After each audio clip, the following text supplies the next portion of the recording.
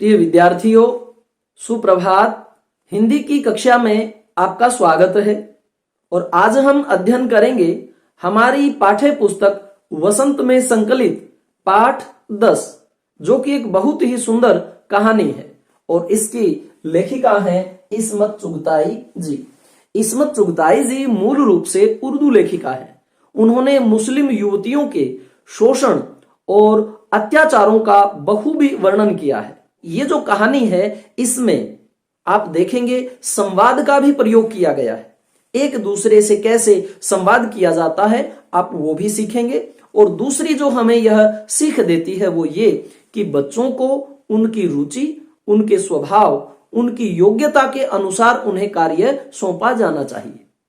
प्राय घर में आप देखते हैं कि बच्चों से कार्य नहीं करवाया जाता, जिससे वो कामचोर बन जाते हैं। वो कार्य में रुचि नहीं रखते, वो जो है अपना काम दूसरों पर थोपने लग जाते हैं। स्वाभाविक जो हमारे कार्य होते हैं हम वो भी नहीं करते, अपने बैग को अपने स्थान पर नहीं रखते, अपने मोजे एक उपयुक्त जगह पर हम नहीं रखते हैं। हम जब विद्यालय जाते हैं उसी समय जो है अभिभावकों को परेशान करते हैं कि हमारा फला चीज जो है कहाँ है। तो यह कहानी यह सीख देती है कि जब हम खाना खाएं तो उन पात्रों को उचित जगह पर रखें, अपने कपड़ों को, अपनी पुस्तकों को, सब चीजों का जो है हमारा एक निश्चित स्थान हो, ताकि हम अपना कार्य स्वयं करें। जब हमें पानी पीना हो तो हम किसी से ना मंगवाएं। तो इस प्रकार से जो गृह कार्य बच्चों के अनुरूप है वो उनसे करवाए जाने चाहिए। और जो अत्यंत कठिन कार्य है घर के, ऐसा ना हो कि उनकी जानकारी भी बच्चों को ना दी जाए। उन्हें बताया जाना चाहिए कि घर में हम जो कार्य करते हैं उनका करने का तरीका आखिर है क्या, ताकि बच्चों की उनके प्रति रुचि बने और जब उन्हें करना पड़ भी जाए तो उसको सलीके से करें। इस कहानी में आप देखेंगे कि बच्चों से परेशान घर वाले कैसे हो जाते हैं। और जब बच्चों को कहा जाता है कि तुम कामचोर हो, काम नहीं करते और तुम्हें जो है खाना नहीं दिया जाएगा, खाना उसी को मिलेगा जो काम करेगा, और यहां तक कि वेतन देने की भी बात कर दी जाती है, तो बच्चे जो है एकदम से, ये संयुक्त परिवार की कहानी है जहां माता जी हैं, पिताजी हैं, दादा है, दादी है, चाचा चाची, ताऊ ताई, बुआ, एक भरा पूरा परिवार है। उसमें आप देख सकते हैं कि कितने बच्चे हो जाते हैं। और जब वो सभी बच्चे इस प्रकार से कार्य करते हैं और कार्य करने का उन्हें पता नहीं होता तो पूरे घर में तूफान आ जाता है। बहुत ही हास्य प्रधान जो यह कहानी है और इस हास्य में एक संदेश छुपा हुआ है कि हमें व्यक्ति को उसकी रुचि, स्वभाव के अनुसार कार्य देना चाहिए, ताकि वह अपने कार्य में उत्साह रखे, उसे धीरे धीरे कार्य करने की आदत पड़ जाए। ऐसा ना हो कि इस कहानी में जैसा बताया गया है वैसा ही उसे फिर भविष्य में उनका सामना करना पड़े।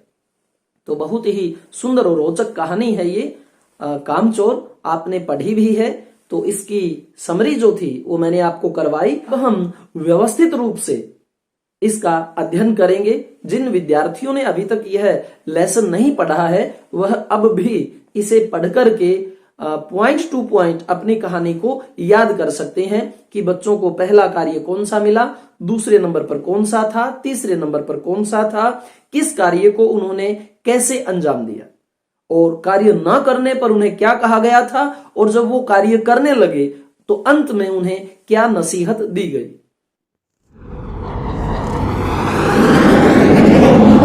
तो आइए हम पढ़ते हैं हमारा पाठ 10, कहानी कामचोर। बड़ी देर के वाद विवाद के बाद यह तय हुआ कि सचमुच नौकरों को निकाल दिया जाए। आखिर ये मोटे मोटे किस काम के हैं? ये शब्द किन्हें कहा गया? उन सब बच्चों के लिए। हिलकर पानी नहीं पीते ये लोग, इन्हें अपना काम खुद करने की आदत होनी चाहिए। कामचोर कहीं के, किन्हें कहा गया? सब बच्चों को। तुम लोग कुछ नहीं, इतने सारे हो और सारा दिन उधम मचाने के सिवा कुछ नहीं करते। ये सब संवाद जो है किन्हें कहे गए? उन घर के समस्त बच्चों को जो आराम से बैठे रहते हैं। और सचमुच हमें ख्याल आया कि हम आखिर काम क्यों नहीं करते, बच्चे भी सोचने लग गए, भाई हम काम क्यों नहीं करते, हिलकर पानी पीने में अपना खर्च क्या होता है। इसलिए हमने तुरंत हिल हिलाकर पानी पीना शुरू किया। हिलने में धक्के भी लग जाते हैं, और हम किसी के दबैल तो थे नहीं कि कोई धक्का दे तो सह जाएं। लीजिए, पानी के मटकों के पास ही घमासान युद्ध हो गया। सुराहियां उधर लुढ़की, मटके इधर गए, कपड़े भीगे सो अलग। यहाँ आप ये दृश्य देख सकते हैं। ये रही वो सुराहियां, ये गिलास, ये अन्य पात्र पानी पीने का। तो इस प्रकार से बच्चे अपने आप अच्छी तरह से पानी भी नहीं पी सके। यह भला काम करेंगे, अम्मा ने निश्चय किया। ये जो अम्मा जी हैं, ये बड़ी समझदार हैं। ये बीच में कई बार आएंगी जब बच्चों को ये टोकने लग रही हैं, और अंत में ये जो अम्मा है, ये इतनी परेशान हो जाएंगी कि मैं तो इस घर में रहती ही नहीं। तो यहाँ देखें आप, यह भला काम करेंगे, अम्मा ने निश्चय किया। करेंगे कैसे नहीं, देखो जी, जो काम नहीं करेगा उसे रात का खाना हरगिज नहीं मिलेगा, समझे। ये एक शर्त लगा दी गई बच्चों पर कि अगर काम ना करोगे तो क्या होगा, रात का खाना नहीं मिलेगा। यह लीजिए, बिल्कुल शाही फरमान जारी हो रहे हैं। पहला प्रश्न क्या होगा कि पहला शाही फरमान क्या था कि जो काम नहीं करेगा उसे रात का खाना नहीं दिया जाएगा। हम काम करने को तैयार हैं, काम बताए जाएं। हमने दुहाई दी, बहुत से काम हैं जो तुम कर सकते हो। मिसाल के लिए, यह दरी कितनी मैली हो रही है, आंगन में कितना कूड़ा पड़ा है, पेड़ों में पानी देना है, और भाई मुफ्त में तो यह काम करवाए नहीं जाएंगे, तुम सबको तनख्वाह भी मिलेगी। एक तो धमकी मिली पहले, अब क्या तनख्वाह देने की भी बात की गई। और काम किस क्रम में बताया गया, पहले दरी साफ करना बताया। ठीक है, आंगन में कूड़ा पड़ा अर्थात सफाई भी कर सकते हो, पेड़ों में पानी दे सकते हो। ये सबसे पहले हम 3 कार्य बच्चों के देखेंगे कि उन्होंने ये कैसे किए। अब्बा मियाँ ने कुछ काम बताए और दूसरे कामों का हवाला भी दिया। माली को तनख्वाह मिलती है, अगर सब बच्चे मिलकर पानी डालें तो का मतलब बच्चों को भी तनख्वाह मिलेगी। हे खुदा के लिए नहीं, घर में बाढ़ आ जाएगी, अम्मा ने याचना की। अम्मा तो इनका फर्स्ट ट्रेलर बच्चों का देख चुकी थी कि वो कितने अव्यवस्थित तरीके से पानी पी रहे थे। इन्होंने कहा, नहीं भाई, घर में बाढ़ आ जाएगी, आप रहने दो। फिर भी तनख्वाह के सपने देखते हुए हम लोग काम पर तुल गए। एक दिन फर्शी दरी पर बहुत से बच्चे जुट गए और चारों ओर से कोने पकड़कर झटकना शुरू किया। 2-4 ने लकड़ियां लेकर धुआंधार पिटाई शुरू कर दी। किसकी? इस दरी की। जो ये दरी होती है, यूं कुछ इसके कोने पकड़ करके इसे झटकने लगे, कुछ जो है लाठियों से इसके ऊपर लकड़ियों से प्रहार करने लगे। सारा घर धूल से अट गया, खांसते खांसते सब बेदम हो गए। सारी धूल जो दरी पर थी, जो फर्श पर थी, सबके सिरों पर जम गई, नाकों और आंखों में घुस गई। बुरा हाल हो गया सबका। हम लोगों को तुरंत आंगन में निकाला गया। वहां हम लोगों ने फौरन झाड़ू देने का फैसला किया। सबसे पहले ये किस पर लगे बच्चे? दरी के ऊपर। और अब कहाँ जा रहे हैं? झाड़ू निकालने के लिए। अब ये झाड़ू कैसे निकालेंगे वो भी हम देखेंगे। यह दृश्य आप देख सकते हैं कैसे ये सब बच्चे एक दरी के कॉर्नर पकड़कर उसे झटक रहे हैं, और लाठियों से भी उसके ऊपर उन्होंने प्रहार किया था, जिससे बहुत ज्यादा धूल उड़ी। झाड़ू क्योंकि एक थी और तनख्वाह लेने वाले उम्मीदवार बहुत, इसलिए क्षण भर में झाड़ू के पुर्जे उड़ गए। जितनी सीकें जिसके हाथ पड़ी वह उनसे ही उल्टे सीधे हाथ मारने लगा। अम्मा ने सिर पीट लिया, भाई ये बुजुर्ग काम करने दें तो इंसान काम करे। अर्थात अम्मा जी ने इनके ऊपर व्यंग किया, टिप्पणी की, कटाक्ष किया, इन्हें कॉम्प्लीमेंट दिया। इन बच्चों को। बच्चे कहते हैं, जब जरा जरा सी बात पर टोकने लगे तो बस हो चुका काम। असल में झाड़ू देने से पहले जरा सा पानी छिड़क लेना चाहिए, ये बच्चे सोच रहे हैं। अब बस यह ख्याल आते ही तुरंत दरी पर पानी छिड़का गया। वैसे तो वहां एक तो वैसे ही धूल से अटी हुई थी, कौन? वो दरी। पानी पड़ते ही सारी धूल कीचड़ बन गई। अब सब आंगन से भी निकाले गए। तय हुआ कि पेड़ों को पानी दिया जाए। बस सारे घर की बाल्टियां, लोटे, तसले, भगोने, पतीलियां लूट ली गईं। जिन्हें ये चीजें भी न मिली वे डोंगे, कटोरे, गिलास ही ले भागे। अब सब लोग नल पर टूट पड़े। यहां भी घमासान मची कि क्या मजाल जो एक बूंद पानी भी किसी के बर्तन में आ सके। ठूसम ठास, किसी बाल्टी पर पतीला और पतीले पर लोटा और भगोने और डोंगे। पहले तो धक्के चले, फिर कुहनियां, उसके बाद बर्तन। फौरन बड़े भाइयों, बहनों, मामुओं, दमदार मौसियों, फूफियों की कुमुक भेजी गई। कुमुक का अर्थ होता है जैसे एक सेना की टुकड़ी होती है वैसे ही, अर्थात सेना की टुकड़ी की तरह इतने जो ये बड़े भाई बहन, मामा, मौसियां और फूफियां थी वो भेजी गई। फौज मैदान में हथियार फेंक कर पीठ दिखा गई, अर्थात बच्चे बड़े नटखट होते हैं, सब 9-2-11 हो गए। इस धींगा मुश्ती में कुछ बच्चे कीचड़ में लथपथ हो गए, जिन्हें नहलाकर कपड़े बदलवाने के लिए नौकरों की वर्तमान संख्या काफी नहीं थी।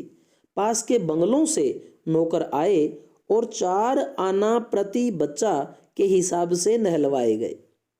अब आप देखिए, सबसे पहले उन्होंने क्या किया था, पानी जो नहीं पी पाए, फिर दरी साफ करने लगे, फिर झाड़ू निकालने लगे और उसके बाद पेड़ों को पानी देने लगे। अब तक बच्चों ने टोटल कितने काम किए, पानी पीना, दरी को साफ करना, झाड़ू निकालना और पेड़ों को पानी देना। और किसी में भी बच्चे ये कामयाब नहीं हुए। अब 4 काम उपरांत बच्चे इतने गंदे हो गए थे कि पास के बंगलों से नौकर आए और उन्होंने एक बच्चा नहलाने के 4 आना लिया। हम लोग कायल हो गए कि सचमुच यह सफाई का काम अपने बस की बात नहीं और न पेड़ों की देखभाल हमसे हो सकती। कम से कम मुर्गियां ही बंद कर दें, ये कौन सा काम था 5वें नंबर का। बस शाम ही से जो बांस, छड़ी हाथ पड़ी लेकर मुर्गियां हाँकने लगे। चल दड़बे। दड़बे, दड़बे का अर्थ होता है वो स्थान जहां मुर्गियों को रोका जाता है। अमूमन आपने देखा होगा मुर्गियां जो हैं वो घर में फिरती रहती हैं और जब उनके पीछे भागते हैं तो मुर्गियां इतनी समझदार होती हैं कि वो जाकर के सीधे अपने दड़बे में बंद हो जाती हैं। बस बच्चों ने उन्हें सोचा कि चलो मुर्गियां ही अंदर कर देते हैं। पर साहब, मुर्गियों को भी किसी ने हमारे विरुद्ध भड़का रखा था। ऊंट पटांग इधर उधर कूदने लगी। 2 मुर्गियां खीर के प्यालों से जिन पर आया चांदी के वर्क लगा रही थी, दौड़ती फड़फड़ाती हुई निकल गई। जो खीर के प्याले थे उनके ऊपर कवर करने के लिए चांदी का वर्क लगाया जाता है। और कौन लगा रही थी? आया, जो बच्चों को संभालती है। मुर्गियां फड़फड़ाती हुई उन खीर के प्यालों के ऊपर से निकल गई। तूफान गुजरने के बाद पता चला कि प्याले खाली हैं और सारी खीर दीदी के कामदानी के दुपट्टे और ताजे धुले सिर पर लगी हुई है। एक बड़ा सा मुर्गा अम्मा के खुले हुए पानदान में कूद पड़ा और कत्थे चूने से लुथड़े हुए पंजे लेकर नानी अम्मा की सफेद दूध जैसी चादर पर छापे मारता हुआ निकल गया। एक मुर्गी दाल की पतीली में छपाक मारकर भागी और सीधी जाकर मोरी में इस तेजी से फिसली कि सारी कीचड़ मौसी जी के मुंह पर पड़ी, जो बैठी हुई हाथ मुंह धो रही थी। इधर सारी मुर्गियां बेनकेल का ऊंट बनी चारों तरफ दौड़ रही थी। देखिए, एक बिंब बनता है। जब लेखक अपनी बात कहता है तो हमारे दिमाग में वैसे ही दृश्य उभरने लग जाते हैं। ये हमारे दिमाग की एक शैली होती है। एक भी दड़बे में जाने को राजी न थी। इधर किसी को सूझी कि जो भेड़ें आई हुई हैं, लगे हाथों उन्हें भी दाना खिला दिया जाए। दिन भर की भूखी भेड़ें दाने का सूप देखकर जो सबकी सब झपटी तो भागकर जाना कठिन हो गया। लष्टम पष्टम तख्तों पर चढ़ गई।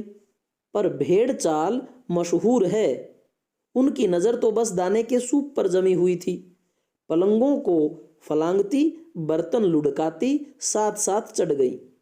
तख्त पर बानी दादी का दुपट्टा फैला हुआ था। जिस पर गोखरी, चंपा और सलमा सितारे रखकर बड़ी दीदी मुगलानी बुआ को कुछ बता रही थी। भेड़ें बहुत निसंकोच सबको रोंदती मेंगनों का छिड़काव करती हुई दौड़ गईं। जब तूफान गुजर चुका तो ऐसा लगा जैसे जर्मनी की सेना टैंकों और बमबारों सहित उधर से छापा मारकर गुजर गई हो। जहां जहां से सूप गुजरा, भेड़ें शिकारी कुत्तों की तरह गंध सूंघती हुई हमला करती गई। तो सबसे पहले 5वें नंबर का काम किसका था? मुर्गियां बंद करने का। और साथ में 6ठा नंबर का काम भी उन्होंने क्या किया? भेड़ों को भी सही ठिकाने छोड़ने का। और दोनों ने ही जो अव्यवस्था की वो आप देख सकते हैं। हज्जन माँ एक पलंग पर दुपट्टे से मुंह ढाके सो रही थी। उन पर से जो भेड़ें दौड़ी तो न जाने वह सपने में किन महलों की सैर कर रही थी, दुपट्टे में उलझी हुई मारो मारो चीखने लगी। इतने में भेड़ें सूप को भूलकर तरकारी वाले की टोकरी पर टूट पड़ी। वह दालान में बैठी मटर की फलियां तोल तोल कर रसोइये को दे रही थी। वह अपनी तरकारी का बचाव करने के लिए सीना तान कर उठ गई। आपने कभी भेड़ों को मारा होगा तो अच्छी तरह देखा होगा कि बस ऐसा लगता है जैसे रुई के तकिए को कूट रहे हों। भेड़ को चोट ही नहीं लगती, बिल्कुल यह समझकर कि आप उससे मजाक कर रहे हैं वह आप पर ही चढ़ बैठेगी। कौन? भेड़। जरा सी देर में भेड़ों ने तरकारी छिलकों समेत अपने पेट की कढ़ाई में झोंक दी। इधर यह प्रलय मची थी, उधर दूसरे बच्चे भी लापरवाह नहीं थे। इतनी बड़ी फौज थी जिसे रात का खाना न मिलने की धमकी मिल चुकी थी। वे 4 भैंसों का दूध दूहने पर जुट गए। अब बच्चे बहुत ज्यादा थे तो कुछ पार्टी इधर लगी हुई थी मुर्गी और भेड़ों के साथ और कुछ लग गए उधर भैंसों का दूध दूहने। ये जो भैंसों वाला कर्म है ये 7वें नंबर पर आता है। धुली बेधुली बाल्टी लेकर 8 हाथ, कितने? 4 बच्चे 4 थनों पर पिल पड़े। अब जब एक साथ इतने बच्चे भैंस को दूहने लगेंगे तो वो भी जो है अच्छा महसूस नहीं करेगी और उखड़ जाएगी। भैंस एकदम जैसे चारों पैर जोड़कर उठी और बाल्टी को लात मारकर दूर जा खड़ी हुई। तय हुआ कि भैंस की अगाड़ी पिछाड़ी बांध दी जाए, अर्थात भैंस को आगे से भी बांध दें और पीछे की जो उसकी टांगे हैं उन्हें भी बांध दें और फिर काबू में लाकर दूध दूह लिया जाए। बस झूले की रस्सी उतारकर भैंस के पैर बांध दिए। अब ये चित्र आप देख सकते हैं। और पीछे वाली जो ये टांगे थी ये बांधने के लिए बच्चों ने एक खाट को चुना और जब भैंस भागी तो आप सोच सकते हैं कि खाट पर जो सोया होगा उसके साथ क्या हुआ होगा। और ये जो बाल्टी रखी थी ये देखे कितनी दूर गई और ये बच्चे चेहरों पर मुस्कुरान लिए हुए भाग खड़े हुए। पिछले 2 पैर चाचा जी की चारपाई के पायों से बांध, अगले दोनों पैरों को बांधने की कोशिश जारी थी। अभी वो सोच रहे थे कि चलो पीछे वाले जो पांव थे वो तो चाचा जी की खाट के साथ हमने बांध दिए, आगे वालों की तैयारी थी ही भैंस चौकन्नी हो गई। छुटकर जो भागी तो पहले चाचा जी समझे कि शायद कोई सपना देख रहे हैं। फिर जब चारपाई पानी के ड्रम से टकराई और पानी उछलकर गिरा तो समझे कि आंधी तूफान में फंसे हैं, साथ में भूचाल भी आया हुआ है। फिर जल्दी ही उन्हें असली बात का पता चल गया और वह पलंग की दोनों पटियां पकड़े बच्चों को छोड़ देने वालों को भला बुरा सुनाने लगे कि किसने इन बच्चों को ये कार्य दिए हैं, कमबख्त कौन ऐसा है जो इतना ना समझ है, ऐसा चाचा जी कहने लगे। यहाँ बड़ा मजा आ रहा था। भैंस भागी जा रही थी और पीछे पीछे चारपाई और उस पर बैठे हुए थे चाचा जी। ओहो, एक भूल हो गई, यानी बछड़ा तो खोला ही नहीं, इसलिए तत्काल बछड़ा भी खोल दिया गया। तीर निशाने पर बैठा और बछड़े की ममता में व्याकुल होकर भैंस ने अपने खुरों को ब्रेक लगा दिए। बछड़ा तत्काल दूहने वाले गिलास कटोरे लेकर लपके, क्योंकि बाल्टी तो छपाक से गोबर में जा गिरी थी। बछड़ा फिर बागी हो गया। कुछ दूध जमीन पर और कपड़ों पर गिरा, 2-4 धारें गिलास कटोरों पर भी पड़ गई, बाकी बछड़ा पी गया। यह सब कुछ मिनट के 3/4 में हो गया। घर में तूफान उठ खड़ा हुआ। ऐसा लगता था जैसे सारे घर में मुर्गियां, भेड़ें, टूटे तसले, बाल्टियां, लोटे, कटोरे और बच्चे थे। बच्चे बाहर किए गए। अब सारे जो बच्चों ने काम कितने किए? टोटल 7। आप समझ गए कैसे कैसे वो क्रम आया। और अब क्या किया गया? सारे बच्चे बाहर किए गए। मुर्गियां बाग में हकाई गई कि वहां भेज दो। मातम सा मनाती तरकारी वाली के आंसू पहुंचे गए क्योंकि उसकी सारी सब्जी वो भेड़ें खा गई थी। और अम्मा आगरा जाने के लिए सामान बांधने लगी। अम्मा ने कहा कि भाई बहुत हो गया, इन बच्चों ने तो इतनी उधम मचा दी, मैं तो यहाँ नहीं रुकूंगी। और अम्मा जी आगरा जाने के लिए सामान बांधने लग गई। या तो बच्चा राज कायम कर लो या मुझे ही रख लो, नहीं तो मैं चली मायके, अम्मा ने चुनौती दी। और अब्बा ने सबको कतार में खड़ा करके पूरी बटालियन का कोर्ट मार्शल कर दिया। अर्थात जो हमारे बच्चों की एक सेना थी उसका कोर्ट मार्शल अर्थात पनिशमेंट दी गई। किसने दी? अब्बा ने। अब्बा ने ही सबसे पहले बच्चों को काम करने के लिए कहा था कि तुम्हें रात का खाना नहीं मिलेगा, और दूसरा क्या लालच दिया? तुम्हें तनख्वाह भी मिलेगी। पुनः अब्बा ने सबको एक कतार में खड़ा किया और उनका कोर्ट मार्शल कर दिया। अगर किसी बच्चे ने घर की किसी चीज को हाथ लगाया तो बस रात का खाना बंद हो जाएगा। ये लीजिए, इन्हें किसी करवट शांति नहीं। हम लोगों ने भी निश्चय कर लिया कि अब चाहे कुछ भी हो जाए, हिलकर पानी भी नहीं पिएंगे। और सबसे पहले संवाद क्या आया था? ये बच्चे किस काम के हैं? हिलकर पानी भी नहीं पीते। और अब बच्चों ने फैसला कर लिया, अब तो हम हिलकर पानी भी नहीं पिएंगे। तो आप समझ गए कि बच्चों को यदि हम धीरे धीरे उन वाले ही काम पहले उन्हें सिखाने लग जाएं, पानी पीना, खाना खाना, बर्तन एक जगह रखना, अपना बिस्तर जो है वो लगाना, उसको सोने के बाद उठ करके तह उसकी समेट देना, उसे अपने जूते मोजे, जो स्कूल का बैग है वो, अर्थात जो उनके लायक काम है पहले उन्हें वो सिखाने चाहिए, उनसे वो करवाए जाएं। उसके बाद घर के जो अन्य कार्य होते हैं उनकी भी समझ उन्हें देनी चाहिए। तो यह कहानी हमें सीख देती है कि बच्चों की क्षमता उनकी बुद्धि के अनुसार, उनकी रुचि के अनुसार, उनके स्वभाव के अनुसार उन्हें कार्य दिए जाने चाहिए, वरना ऐसी ही अव्यवस्था हो जाएगी।